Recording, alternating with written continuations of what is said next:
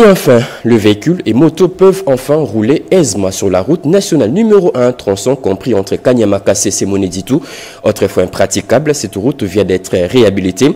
Un travail réalisé par les anciens Koulouna transformés en bâtisseurs par le service national. Voilà tout pour le titre. Mesdames et messieurs, bonjour et bienvenue à vous sur une régionale radio-télévision nationale congolaise.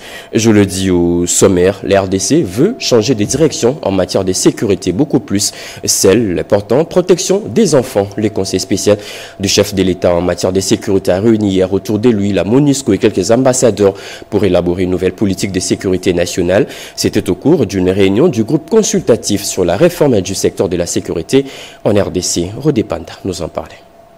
Placé sous le haut patronage du président de la République, Félix Tshisekedi, cette réunion du groupe consultatif pour la réforme du secteur de sécurité en RDC, présidée conjointement par le conseiller spécial du chef de l'État chargé de la sécurité nationale, Kolongele Eberand Casimir, et la représentante du secrétaire général des Nations Unies, Bintou Keïta, chef de la MONUSCO, a réuni à l'hôtel du gouvernement les ambassadeurs des pays amis de la RDC, notamment ceux de l'Union africaine, l'Union européenne ainsi que les États-Unis d'Amérique, partenaires dans ces processus de réforme sécuritaire en RDC.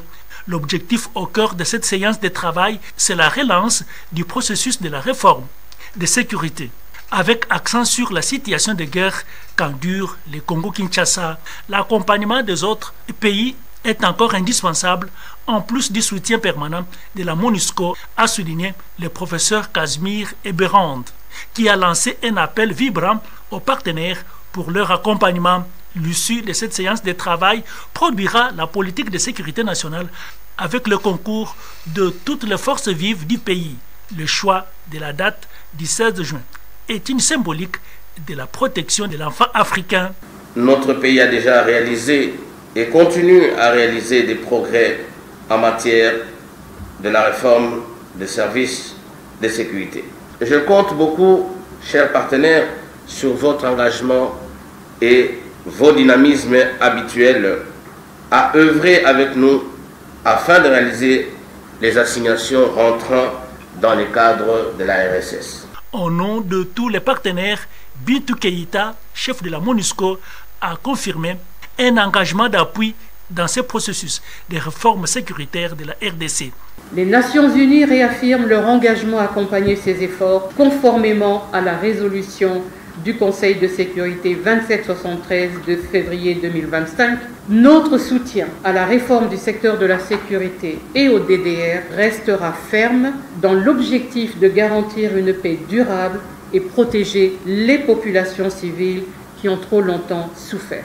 Inaugurée en ce jour, cette série d'échanges va demeurer dynamique suivant l'évolution de la situation sur le terrain. Le vice-premier ministre en charge de la Défense séjourne depuis hier à Mbandaka, dans la province de l'Équateur. Sur place, Guy Kabumbo Mwadianvita a tenu une réunion du comité provincial de la sécurité. Il a aussi pris part au briefing de la 13e région militaire, au cours duquel la situation opérationnelle de la province lui a été présentée. Plus de précision avec Sandra Nyanki et je reste au Fouché. Mbandaka, chef-lieu de la province de l'Équateur. Cette 13e région militaire accueille sur son sol Maître Guy Kabumbo Mwadianvita en itinérance. Le vice-premier ministre, ministre de la Défense nationale, a tenu une réunion du comité provincial de sécurité élargie aux organes parcourant ainsi la situation sécuritaire de la province de l'Équateur. Bien avant cela, il a pris part au briefing de la 13e région militaire ainsi que du 11e groupement naval où un aperçu général de la situation opérationnelle lui a été présenté. Prenant la parole, le VPM de la Défense nationale et des anciens combattants a circonscrit le but de sa visite et les attentes du ministère. Vous avez le devoir, sans faiblesse, d'assurer et d'assumer pleinement votre mission fondamentale. Défendre les frontières de la République démocratique du Congo contre toute forme de menace, d'où qu'elle vienne. Il vous revient de protéger l'ensemble des provinces du Grand Équateur. Chacun d'entre vous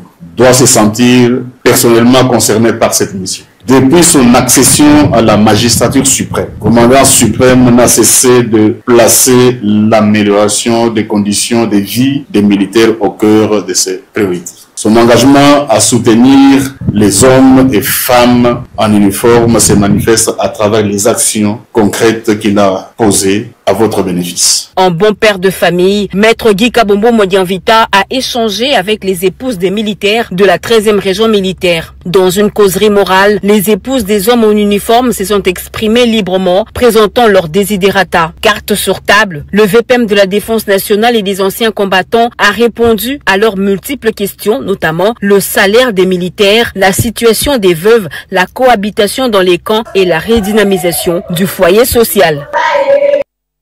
Le sang n'a jamais coulé à Moba, dans la province du Tanganyika. Dans la nuit du 14 à 15 juin dernier, l'armée nationale vient de démentir une rumeur répandue sur les réseaux sociaux sur un prétendu massacre de 318 personnes. Une rumeur bouleversante qui a suscité de vives émotions. Selon les porte-parole de FARDC, le général-major Sylvain Kenge, il s'agit d'une fausse information répandue publiquement sans vérification. On l'écoute.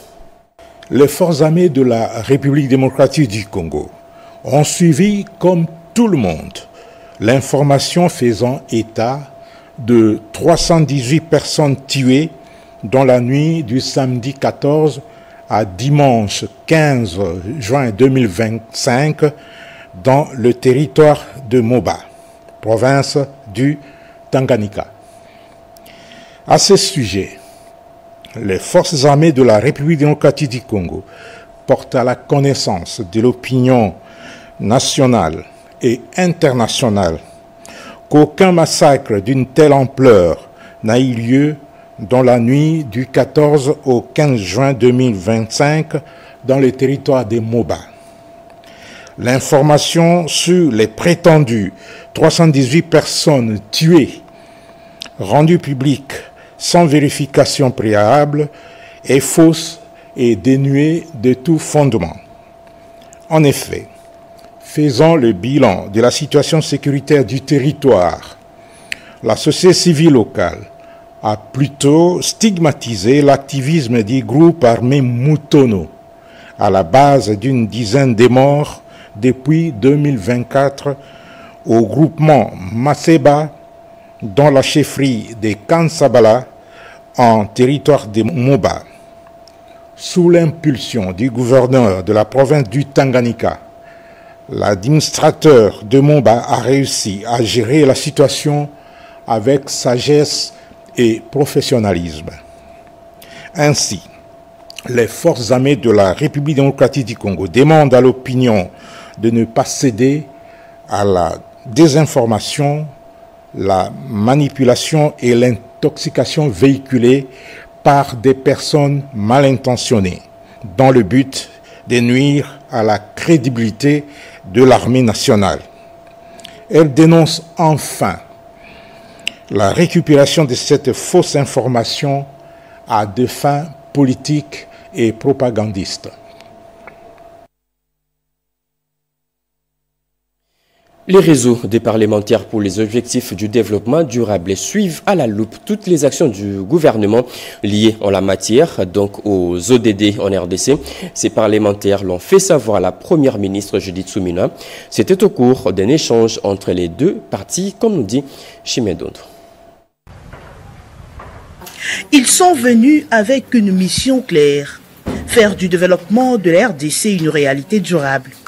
Mais dans la main, avec le gouvernement, de députés s'engagent pour un avenir meilleur. Ce lundi, à Kinshasa, la première ministre Judith Suminwa Tuluka a reçu le réseau des parlementaires pour les objectifs de développement durable. Conduit par le député John Banzalunda, ces réseaux, tout juste installés à l'Assemblée nationale, regroupent une 60aine d'élus. Objectif, soutenir la mise en œuvre des ODD en RDC à travers de lois, du contrôle parlementaire et la sensibilisation. Nous avons remarqué que le gouvernement conduit par son Excellence Madame la Première ministre fait des efforts. Aujourd'hui, il y a déjà 18% des réalisations, ce qui est au-delà de la moyenne mondiale. La moyenne mondiale est autour de 15%. Donc, nous sommes à 18%. C'est déjà une bonne chose. Mais ensemble, avec la mutation vers les budgets programmes, ensemble avec le concours des parlementaires, je crois que nous pouvons aller au-delà de ce chiffre qui est là aujourd'hui. Face aux défis environnementaux et sociaux, la chef de l'exécutif central a salué l'initiative, appelant à une synergie pour faire du ZODD une réalité à tous les niveaux de l'État. Les véhicules et les motos peuvent enfin rouler aisément sur la route nationale numéro 1, tronçon compris entre Kanyamaka et Moneditou. Autrefois impraticable, cette route vient d'être réhabilitée. Un travail réalisé par les anciens Koulouna transformant bâtisseurs par le service national. Les usages et les commerçants s'y frottent déjà les mains. Cédric Inina. De la boue à la vitesse, la renaissance de la route Kanyamaka et Moneditou. Autrefois impraticable et boueuse, la route reliant Kanyamaka CC à Moneditou renaît grâce au travail acharné du service national. Résultat, une piste solide, large et bien aménagée par les bâtisseurs de la nation, sur laquelle on peut rouler jusqu'à 160 km à l'heure sans encombre. Une véritable bouffée d'oxygène pour les usagers, les commerçants et les populations locales. Je vois qu'ils travaillent très bien. Et je souhaite qu'on leur confie la charge de réhabiliter toute cette route, de l'Oubilangi jusqu'à l'Omani. On peut parcourir cette route sans difficulté. Il était vraiment dans un état très délabré. Et nous voyons ces jours à travers la réhabilitation déjà avec le service national, et la population est en train de saluer l'œuvre que le chef de l'État vient d'amener à Kanyama à travers le service national. Pour quitter Kanyama et arriver ici, le trafic est paisible. On a fait 10 à 15 minutes. Ces tronçons, c'est le 1/5 de la route nationale numéro 1. Ces travaux initiés et réalisés en quelques semaines par le commandant du service national, le lieutenant général Jean-Pierre Kassongo Kabouik, sont la preuve qu'avec la volonté et l'organisation, les choses peuvent changer en République démocratique du Congo. Kinshasa va abriter dans les tout prochains jours une rencontre de haut niveau de la communauté économique des États de l'Afrique centrale sur la paix, la sécurité et la stabilité dans la région de Grand Lac. Et le président de la commission de la CEEAC est en RDC pour se rendre compte de l'évolution de préparatifs de ces grands rendez-vous de la sous-région. D'autres détails avec William Tunakov. Le préparatif d'une rencontre de haut niveau de la communauté économique des États de l'Afrique centrale, CEEAC, que Kinshasa, capitale de la RDC, compte organiser dans les tout prochains jours dans le cadre de la mise en œuvre des résolutions prises par les chefs d'État et de gouvernement lors de la 26e conférence à Malabo, en Guinée équatoriale, concernant notamment l'insécurité grandissante due au phénomène transhumance des éleveurs bovins surnommés Mbororo, dans 4 pays de la région, la RDC, le Cameroun, la Centrafrique et le Tchad, ainsi qu'au Soudan du Sud, était au centre d'une importante séance de travail présidée samedi 14 juin 2025 à l'immeuble du gouvernement par le ministre de l'intégration régionale, Maître Didier Mazengamou Kanzou, en présence du président de la commission de la CEEAC, ambassadeur Gilberto d'Apieda de Verissimo, qui séjourne à Kinshasa. Ce phénomène de transhumance dans quelques pays de l'Afrique centrale et les éleveurs qui arrivent dans un pays, qui s'installent et qu'on a surnommé le Mbororo. Mais nous avions considéré qu'il est important qu'on puisse organiser une réunion ici à Kinshasa. Ce phénomène a été utilisé à des fins criminelles et c'est ça que nous conduit à organiser cette réunion pour voir comment est-ce qu'on peut faire face à cette situation spécifique. Après avoir abattu un travail de titan apprécié par le chef d'État de tous les 11 pays membres de cette communauté. Un projet pour lutter contre la pollution de l'environnement, Metrokin, c'est le nom de ce projet, est déjà sur la table de la ministre d'État en charge de l'environnement. Son initiateur l'a présenté à Eve Bazaïba. C'était au cours d'une audience lui accordée, comme nous dit Chimedondre.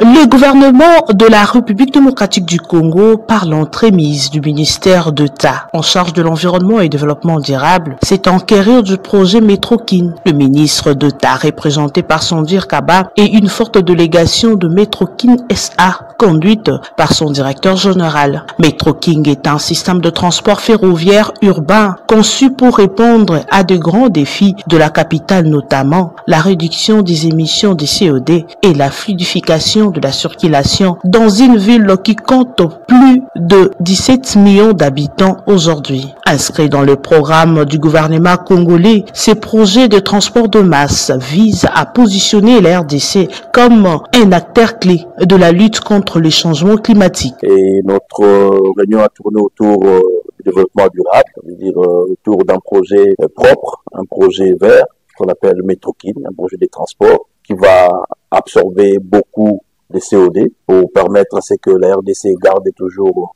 sa position de pays solution. Parlons de la ville de Kinshasa, qui a plus de 17 millions d'habitants. Et il est temps que nous puissions implémenter un transport de masse. Et le transport de masse par excellence, c'est le train, afin de résoudre le problème que nous connaissons aujourd'hui des embouteillages.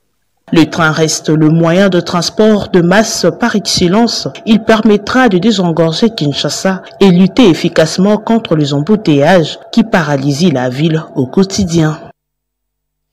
Nous faisons quelques pas en arrière pour vous parler encore de la 20e édition de la DRC Mining Week qui s'est clôturée le week-end dernier. Et l'autorité des régulations et des contrôles des assurances, ARCA, a aussi pris part cette année à ces grands messes industriels. Son directeur général a appelé les industries minières au respect strict de prescrits des codes des assurances. Plus de précision avec Edith Chalakatal.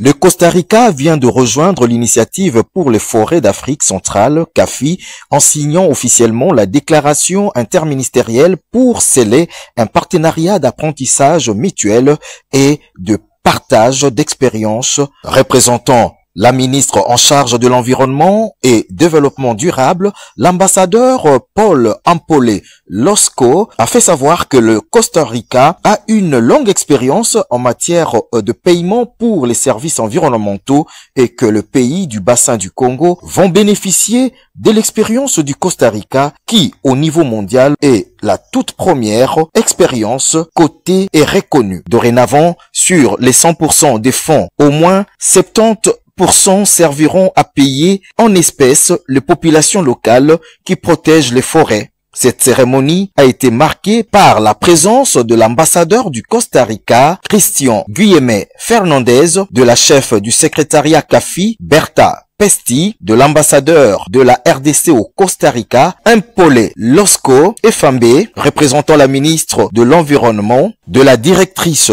du PNUD à Genève, Agi Verès, et des représentants des pays du bassin du Congo, notamment le Cameroun, le Gabon, la RCA et le Congo-Brazzaville. Toutes nos excuses pour ce désagrément. Vous venez là plutôt de suivre une signature de protocole d'accord entre la RDC et le Costa Rica en matière de l'environnement. Nous revenons sur cet élément de la 20e édition de la DRC Mining Week qui s'est clôturée le week-end dernier. Et l'ARCA, une entreprise de la place, a pris part à cette édition. Et Dichala nous en parle. Grand messe de l'industrie minière, la 20e édition de la DRC Mining Week, axée sur les infrastructures et la sécurité énergétique, a bien porté ses fruits. Carrefour d'échange des divers acteurs économiques et politiques, cette édition a une fois de plus connu la participation de l'autorité de régulation et de contrôle des assurances, ARCA en sigle, qui, comme lors des précédentes éditions, a rappelé à l'industrie minière le respect strict des prescrits du Code des assurances, ce qui renforce davantage le capital confiance vis-à-vis des opérateurs du secteur minier, un des piliers de l'économie nationale. C'est dans ce cadre que l'autorité de régulation et de contrôle des assurances, ARCA en sigle, a profité de cette tribune que représente la DRC Mining Week pour annoncer la signature d'un protocole de collaboration avec le régulateur chinois des assurances, la National Financial Regulation Authority, NRFA, le 28 mai 2025 dernier à Beijing. Cette avancée majeure est la résultante de sa participation au Forum économique Chine-RDC de septembre 2024, où les deux chefs d'État, Xi Jinping de la République populaire de Chine et Félix Antoine Tshisekedi de la RDC, avaient réaffirmé leur détermination et volonté de renforcer la coopération gagnant-gagnant entre les deux États. Ce protocole d'accord prouve à suffisance que le secteur des assurances à travers l'ARCA joue bien sa partition et s'inscrit durablement dans la droite ligne de la vision du chef de l'État, celle de promouvoir les investissements dans un cadre à même de les sécuriser et les pérenniser, tout en renforçant la confiance des acteurs. Les personnes vivant avec handicap parmi les oubliés de la campagne de sensibilisation sur le bien fondé de la vaccination. Eh bien, la structure CAFCO a réuni les sourds-muets du village Bondeko pour une sensibilisation sur l'importance de la vaccination chez les enfants de moins de 5 ans. Un échange appuyé par l'UNICEF et l'OMS.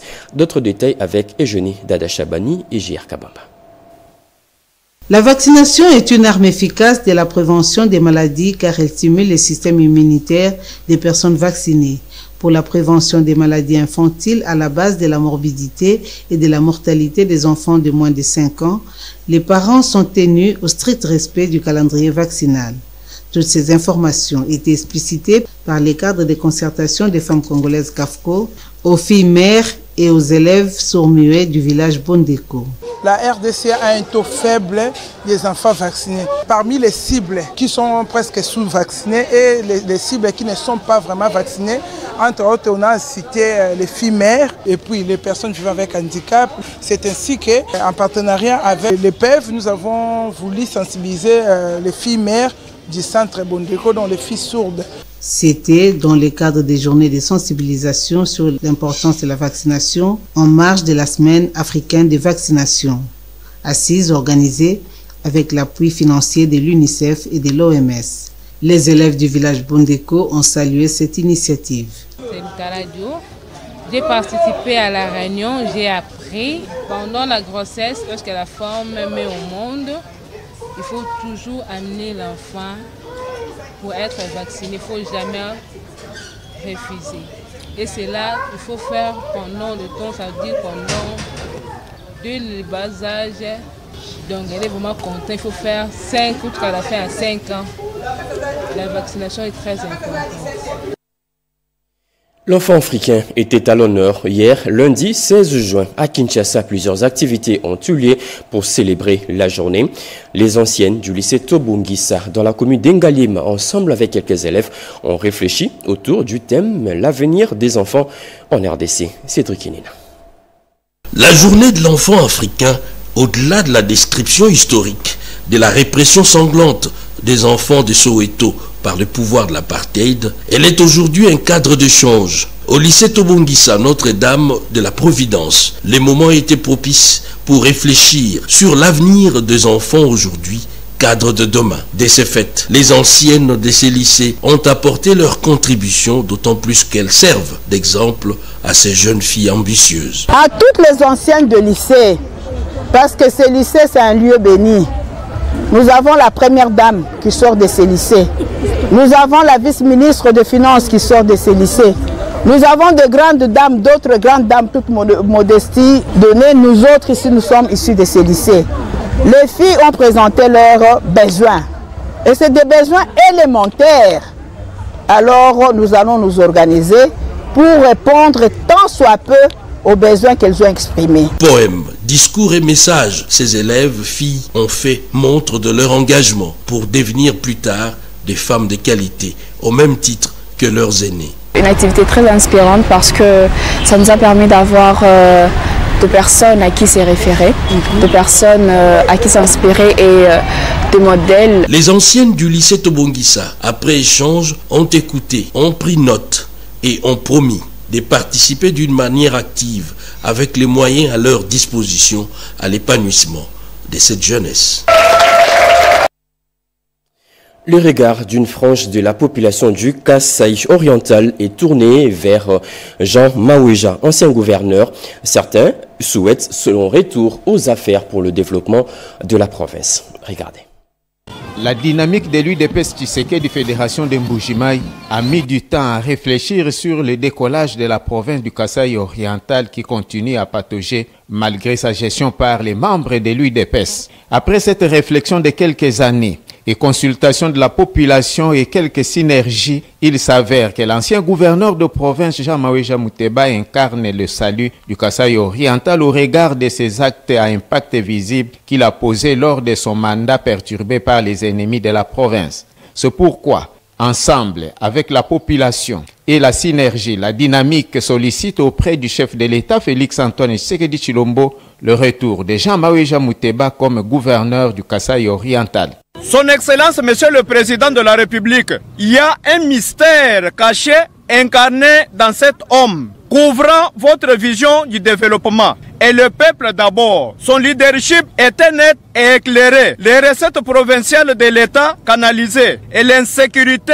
réduite à 90%. La population du Kasaï oriental lance un cri très fort à votre haute autorité, vous en tant que garant de bon fonctionnement de toutes les institutions de la République démocratique du Congo. Le commandant suprême qui a le dernier mot, de nous retourner d'office Mwalimu Jean Maweja Mouteba comme gouverneur de la province du Kasaï oriental. La dynamique l'a dit à la rencontre organisée à l'occasion de l'anniversaire de naissance du président de la République Félix-Antoine Tshisekedi Tshilombo. De la religion, à présent, le représentant légal de la 16e communauté évangélique du Christ au cœur d'Afrique en RDC vient de conserver son fauteuil. Il vient d'être réélu pour un nouveau mandat de 5 ans. Lui et toute son équipe ont été installés le dimanche dernier à Isiro, dans le Haut-Touélé. Le président communautaire et représentant légal de la 16e communauté évangélique du Christ au cœur d'Afrique, CK16, en République démocratique du Congo, pour un nouveau mandat de 5 ans, s'appelle le révérend pasteur Ikabu Aberoua. Son investiture avec l'ensemble de son équipe a eu lieu le dimanche 15 juin 2025 à la cathédrale de Gamba dans la commune Mambaya, au cours d'un culte présidé par le révérend Caliste Douabo Zebouandra, vice-président du synode interprovincial Ituri Haut-Touélé, à présence de plusieurs invités et fidèles chrétiens venus de partout. Ce dernier lui remet des insignes du pouvoir et lui prodigue quelques conseils après avoir vanté ses qualités. Avec joie et fierté, la présidence de l'ECC provincial Ituri Haut-Touélé adresse ses vives félicitations au président de la CK16 avec tout son staff et leur souhaite et fructueux mandat. Mais auparavant, le mot d'exhortation a été dit par le président provincial de l'ECC Haut-Touélé, le révérend Modibale, sur l'amour et l'unité au sein de la communauté. Dans sa peau de numéro 1 de la 16e CK et au nom de son comité, le révérend Ikabu a remercié les dieux tout-puissants, mais aussi tous ceux qui ont concouru à son élévation. Nous voulons remercier d'une façon particulière la 16e communauté évangélique du Christ au cœur d'Afrique pour avoir renouvelé sa confiance à nous et à toute notre équipe pour diriger cette grande communauté. Signalons que cette cérémonie riche en couleurs s'est déroulée après l'Assemblée générale élective intervenue en février dernier, toujours à Isiro. À présent, nous allons faire le tour de quelques kiosques à journaux pour vous parler des différentes actualités qui font la une, c'est mardi.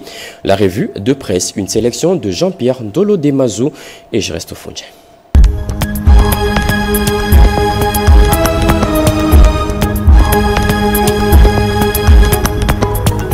Bienvenue mesdames, messieurs à cette revue de presse du mardi 17 juin 2025. Conflit dans l'est de la RDC, le 1-23 s'installe.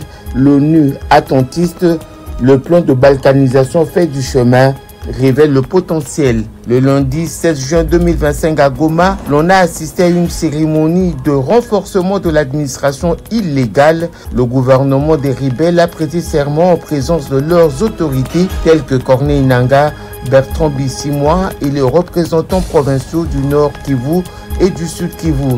Cette cérémonie, bien que solennelle, s'inscrit dans un climat paradoxal, celui d'un gouvernement qui tente d'exister sur une terre que les forces rebelles contestent, occupent et gouvernent parallèlement.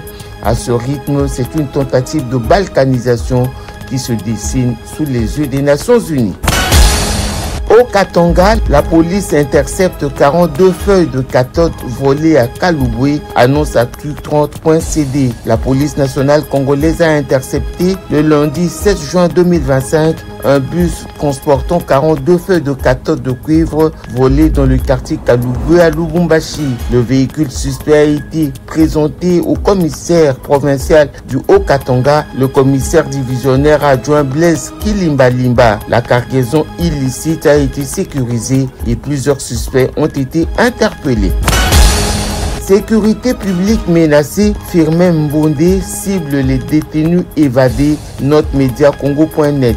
Le procureur général près la Cour de cassation Firmin Mbonde a lancé vendredi 13 juin un appel urgent aux procureurs généraux près les cours d'appel pour intensifier les recherches des détenus illégalement sortis de prison. Dans sa communication, il souligne l'importance de rétablir l'ordre et la sécurité publique en s'attaquant à ce phénomène inquiétant.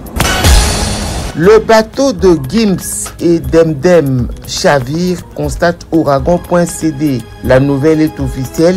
Le couple formé par Gims et Demdem n'est plus une rupture confirmée en silence à travers 2 messages énigmatiques mais sans équivoque publiés sur Instagram par Demdem. Après 20 ans de vie commune et 4 enfants, Gims et Demdem tournent une page importante de leur existence. Né à Djadamba, d'origine malienne, Demdem rencontre très jeune Gandhi Djouna, alias Maître Gims, une histoire d'amour intense née entre eux, scellée par un mariage en 2005.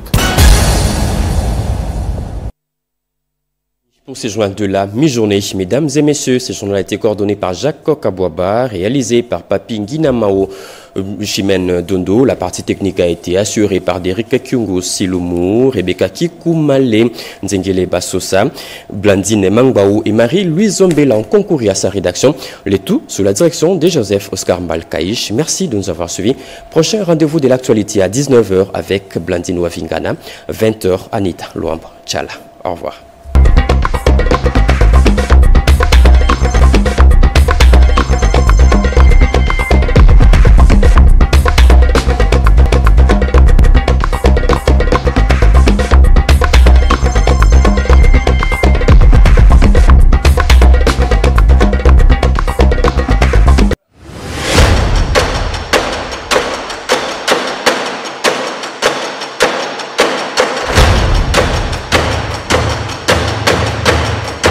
Un accès à des titres simplifiés au niveau rural pour les aider à sécuriser leurs terres. On a une garantie locative, la population a eu